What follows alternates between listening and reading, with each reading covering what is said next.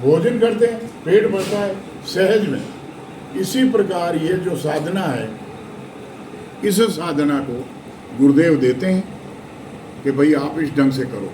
तो जैसे अपन बिलणों पे कराओ, बिलणों कारण उनमें जाग अलग कराओ मक्खन, उनमें बचे पारी में हिला न पे मक्खन अलग करो, और मक्खन ने गर्म कर और अपे घी बिना दो। इन शरीर रूपी बिलौने ने करनो है क्रिया योग रे द्वारा। तो इन भयंकर योग रो जंगल है, हजारों तो आसन है, प्राणायाम तो हजारों तरह कह रहा है। उन जंगल में हूँ बाबा जी महाराज, महावतार बाबा जी संजीवनी लान दी है कि इन क्रिया रे बाद आ करो, इनने बाद आ करो, इनने बाद आ करो। इणु इन शरीर रो मंथन वेला, प्राण शक्ति जागृत वेला, तो इन आत्मा जो शरीर में है इनना दर्शन वेला। उन आत्मा री लाइट है।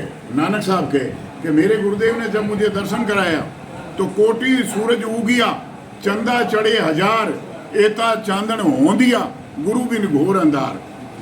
बोले मेरे गुरुदेव ने दर्शन कराया, मैंने करोड़ों सूर्यों की रोशनी इस आज्ञा चक्र, ये इसको आज्ञा चक्र नहीं, आज्ञा चक्र तो यहाँ है जी जी, ये कूटस्थ है, ये शिवनेत्र है, ये त्रिवेणी है, ये त्रिकुटी है, ये भ्रकुटी है, इसमें दर्शन कराए। तो ये सब आपको भी हो सकता है जब नानक साहब को हुआ। तो ऐसे जो गुरु होते हैं उनमें और गोविंद में कोई फर्क नहीं है। गुरु गोविंद दोनों खड़े, काके लागू पाए, बलिहारी गुरुदेव की गोविंद दियो बताए। ऐसे गुरुदेव जो गोविंद को बता दे ये गोविंद है। गोविंद का मतलब हमारी आत्मा, इंद्रियों का स्वामी। गोविंद का मतलब इंद्रियों का स्वामी, समझ रहे हैं आप? सबको आप इंद्रियों का जो स्वामी आत्मा है, उस इंद्रियों को स्वामी को गोविंद कहते हैं।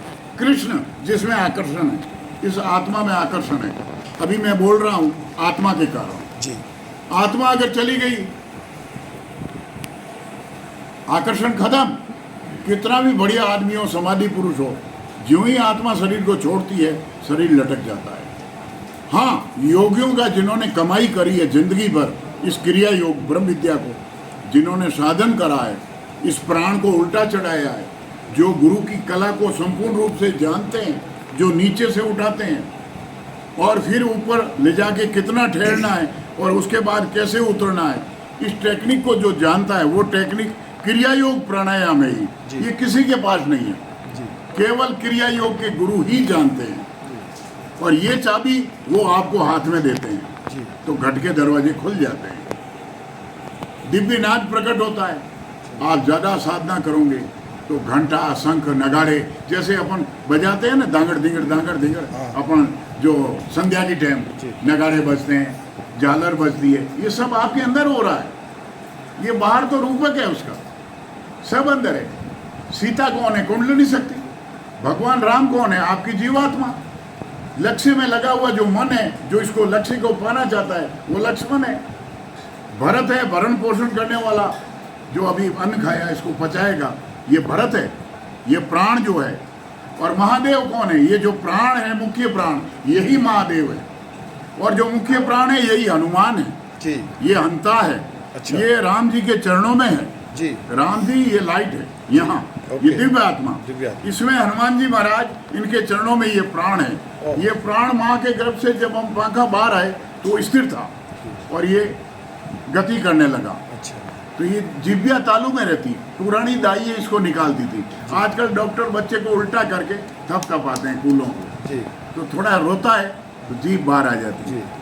फिर बच्चा जब दूर होता है, रोता है, तो उसको लाइट दिखाओ, घंटी बजाओ, खुणखुणियाँ बजाओ, तो बच्चा आकर्षित होता है, चुप होता है। और वो फिर लाइट यूँ ही हटती है, लाइट प्रकाश हटता है तो फिर रोता है। तो वो सहज अवस्था आपको गुरु उस संपूर्ण अवस्था में ले जाते हैं।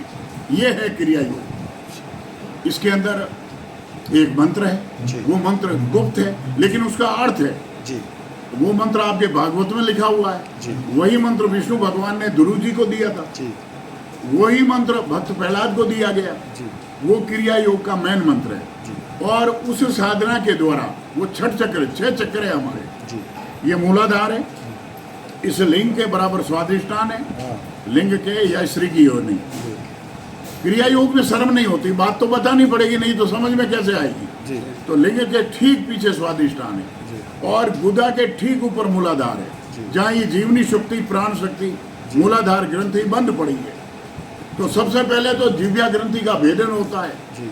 तो जिह्वा ग्रंथि के संत ज्ञानेश्वर ने गंगा अपने ज्ञानेश्वरी के 6ठे अध्याय में बड़े ढंग से खोला है कि ये ज्ञानेश्वरी ये है क्या, क्रिया योग है क्या, ये कुंडली शक्ति को कैसे जगाया जाए। तो जिह्वा ग्रंथि का भेदन होता है। जिह्वा ग्रंथि का भेदन होते ही आपकी हार्ट गति है, ये हार्ट में से प्राण आना जाना बंद करके और आपके मेरुदंड में चलेगा और हार्ट बंद हो जाएगा। इसमें से जो नाड़ी निकलेगी स्वतः कुदरती अंदर है, वो ठोकर मारेगी, वो खुल जाएगी। इसको ठोकर क्रिया कहते हैं। अच्छा, ये हृदय ग्रंथि का भेदन है।